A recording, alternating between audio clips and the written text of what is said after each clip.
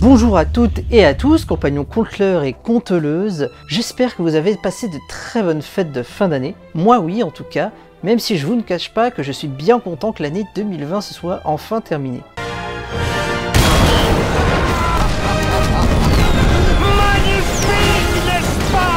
Nous voici sur la première vidéo bilan de la chaîne. Alors je sais, il est peut-être un petit peu tôt pour faire une vidéo bilan, mais en tout cas je trouvais ça intéressant de revenir sur ce qui se passe depuis la création de la chaîne et aussi d'en profiter pour vous dire ce que je prévois de faire pour l'année 2021. Restez donc avec moi pour connaître toutes mes réussites mais aussi mes échecs les plus cuisants. Après cette vidéo, je pense que vous saurez tout de mes petits secrets. 1, 2, 3, c'est parti!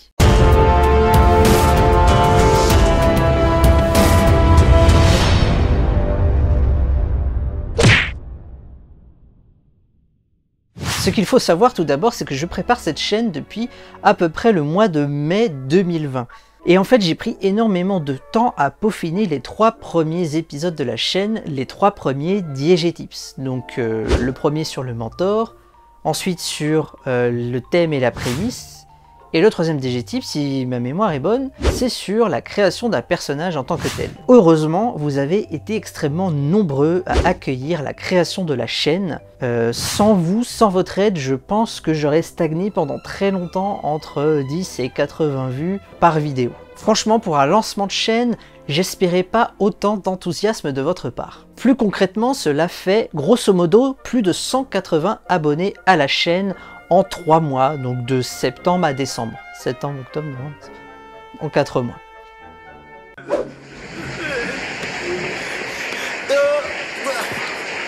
Merci à tous. Oh chérie, vous m'aimez, chérie. Merci beaucoup d'avoir répondu présent. C'est un réconfort extrême et surtout cela m'encourage à poursuivre et à continuer ce projet. 180, on a l'impression que c'est rien du tout pour YouTube, mais pour moi, là dans ma tête, c'est difficile de se rendre compte qu'il y a effectivement 180 personnes qui se sont abonnés à la chaîne. 180 personnes que je ne connais pas, dont je ne connais pas le visage ni le nom pour la plupart. Ça fait extrêmement bizarre comme impression. Une impression étrange mais aussi très fun. Alors déjà, bonjour à vous les 180 membres de la chaîne, vous êtes là depuis vraiment le tout début et j'espère que vous resterez encore longtemps. Et bienvenue à tous ceux qui vont arriver par la suite. On croise les doigts.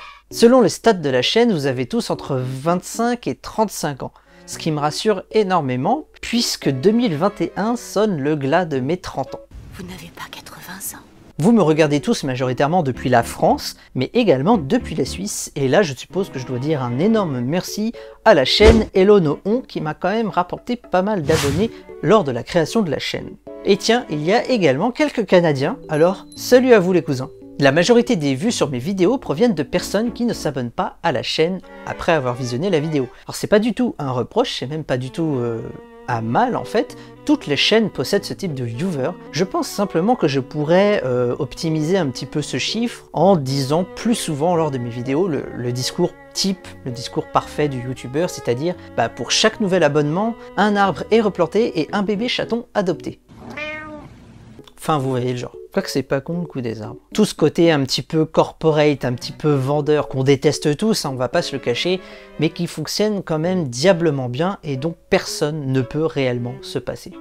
J'ai encore énormément de mal à savoir quand est-ce que je dois publier mes vidéos, à quelle heure et pour quel jour. Le lundi, le jeudi soir, le vendredi soir, le samedi matin. En ce moment je tente les lundis. Je verrai bien sur le long terme si je dois continuer ou pas le lundi. En tout cas, comme je suis une trop petite chaîne, je n'ai pas encore accès aux analyses détaillées et approfondies de YouTube qui me permettraient de savoir quand et à quelle heure publier de manière vraiment optimale pour être sûr d'être vu un maximum possible. Donc là, je m'en remets un petit peu à vous, c'est à vous de m'aider, je vous en supplie. N'hésitez pas à venir en commentaire me dire quand est-ce que vous aimeriez voir mes vidéos sortir. Au-delà des vues et des abonnements qui sont vraiment très corrects pour un lancement de chaîne, ce sont les commentaires qui peinent à venir. Et je sais parfaitement de quoi ça vient. Je sais parfaitement de quoi ça vient parce que en fait j'ai le même problème dans la vraie vie. Quand je suis en conversation avec d'autres personnes, avec d'autres gens lors d'une fête ou d'une soirée,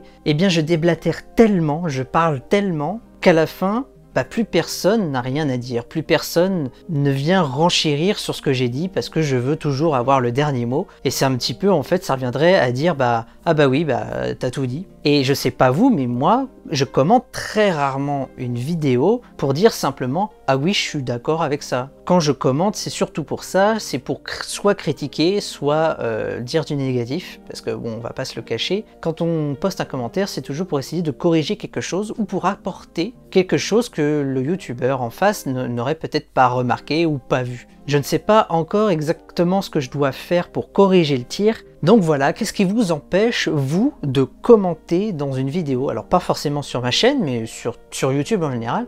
Qu'est-ce qui vous empêche de commenter? Je trouve que ça serait vraiment intéressant de le savoir pour le coup. La vidéo qui vous a le plus enthousiasmé, c'est la vidéo sur le secret des cartes de fantasy. On le voit bien avec ce petit pic au 15 novembre. Alors je ne sais pas si ce pic du 15 novembre c'est pour toutes les chaînes, mais en tout cas moi ça m'a été très bénéfique. Je ne sais pas du tout ce qui s'est passé. Soit c'est la miniature qui vous a plu, soit c'est le titre. À côté de cela, il y a bien sûr la première vidéo des DigiTips qui a énormément cartonné, mais bon, c'est normal, c'était la première vidéo de la chaîne, j'ai énormément fait de pub sur cette vidéo, comparativement à ces deux vidéos, et étant donné que la dernière vidéo, le jeu de la dame, est assez récente, je trouve que justement, cette deuxième narralyse vous a plutôt emballé. En tout cas, moi j'ai pris énormément de plaisir à la tourner, d'ailleurs c'était une sorte de petit test pour savoir si j'allais continuer les narralyses ou pas. J'avais peur de passer pour une chaîne d'analyse de films, pour une chaîne de cinéma. Je trouve qu'il y a déjà Durandal ou le Fossoyeur de films qui font ça très bien, surtout que eux ils vont pas seulement parler du scénario, ils vont aussi parler de la caméra, de la lumière, du montage, des conditions de tournage, etc. Alors que moi je ne veux vraiment me concentrer que sur la partie narration, que sur la narratologie, que sur l'histoire ou le scénario. Et il se trouve que de la narration, il y en a dans énormément de choses, il y en a dans les films, dans les séries, dans les jeux vidéo et aussi dans les livres. Et là j'anticipe un petit peu les critiques. Oui, je n'ai pas critiqué de livres en 2020. Rassurez-vous, je vais vraiment me rattraper en 2021. Et c'est une très belle transition, pas du tout due au hasard pour moi, de vous parler d'un nouveau format qui va s'intituler les shortlists. Alors les shortlists, qu'est-ce que c'est? C'est tout simplement une sorte de vlog, donc un format, un blog sous format vidéo, où en fait je vais pouvoir vous parler de sujets un petit peu plus libres, mais aussi de sujets d'actualité, ou alors simplement pour vous donner mon avis très personnel sur un livre que j'ai lu, ou une série que je viens tout juste de découvrir, mais dont je n'ai pas encore assez de matière pour en faire soit un digitip, soit une narralyse. Pour les shortlists, je me suis énormément inspiré des vidéos vlogs de Durandal, mais également de la chaîne Psychodélique. Alors on pense ce qu'on veut des deux personnages, en tout cas j'ai toujours pensé que l'on pouvait apprendre, même auprès de gens ou de personnes que l'on n'apprécie pas forcément. C'est pas parce qu'on n'apprécie pas une personne qu'elle n'a rien à nous apprendre, bien au contraire. Un format plus court, donc plus simple et plus rapide à tourner pour moi, ce qui va être avantageux aussi pour vous, puisque au final vous aurez plus de vidéos à regarder sur la chaîne. Les premières vidéos de 2021 seront des shortlists, et d'ailleurs, le cadre que vous avez juste ici sera celui des shortlists. Si je devais citer un point qui ne me satisfait vraiment pas, je pense que c'est vraiment la régularité de publication des vidéos. J'aimerais vraiment pouvoir vous proposer au moins une vidéo par semaine, que ce soit un digitips ou une narralyse. On verra bien ce que ça va donner avec l'apport des shortlists, si je serai en mesure de vous proposer des vidéos plus régulièrement, tout en vous proposant, allez peut-être, soit une digitips, soit une narralyse, au moins une fois par mois. Alors ce n'est pas parce que je planche sur un format plus simple que je vais pour autant abandonner la qualité des autres vidéos, des digitips et des narralyses. Je ne vais jamais cesser de peaufiner cette qualité-là. Et d'ailleurs, si j'arrive à avoir le budget pour me prendre une caméra Blackmagic 4K, ça va être l'occasion pour moi d'aller tourner non seulement des vidéos de meilleure qualité, mais aussi des courts-métrages, à mon avis dans la veine des courts-métrages de la chaîne Feldup. Si vous ne connaissez pas, je vous encourage vivement à découvrir cette chaîne d'horreur. Et les courts-métrages, c'est l'occasion pour moi également d'appliquer, d'exercer quelques techniques d'écriture, tout simplement. Voilà pour cette vidéo bilan de l'année 2020, j'espère qu'elle vous a plu. En tout cas pour l'année 2021, je me fixe comme objectif de faire continuer la chaîne, de faire plus de vidéos, donc d'améliorer voilà, la régularité de publication des vidéos. Je vais également essayer de publier un second roman, alors ce n'est pas la suite de Kepler, que j'ai toujours vu comme une sorte de one-shot, même si on me demande tout le temps la suite de Kepler. Non, ce second roman s'intitule pour le moment L'Ordre des Explorateurs. Et pour l'année 2021, il y a également un projet de coédition, de coécriture avec la chaîne Hello Nohon. Mais là, je vais me taire et je vais laisser plutôt la magie du mystère opérer en vous jusqu'à ce que vous nous suppliez de vous en dire plus. Et avant de clôturer cette vidéo, j'aimerais vraiment remercier une dernière fois toutes les personnes qui m'ont soutenu, qui m'ont aidé. Et surtout, je vous remercie, vous, de vous être abonné à la chaîne, d'avoir regardé mes vidéos, d'avoir regardé cette vidéo. Sans vous, je pense que j'aurais abandonné depuis très longtemps l'aventure YouTube. Même si on ne fait pas des vidéos simplement pour être vu, on fait des vidéos plus pour le partage. Et je suis vraiment content de voir que ce partage fonctionne, puisque vous êtes très nombreux quand même, je trouve, à réagir et à vous abonner. Et je laisse le mot de la fin pour la chaîne Hello Nohon. Hello Nohon, j'espère vraiment que tu vas revenir très vite sur YouTube. On sait que tu as vraiment de belles choses à nous faire découvrir et à partager avec nous. Sur ce, continuez d'imaginer, de créer et de partager. C'était DieGTips. Mais non, c'était pas DieGTips. C'était les contes de clés. À bientôt pour une prochaine vidéo.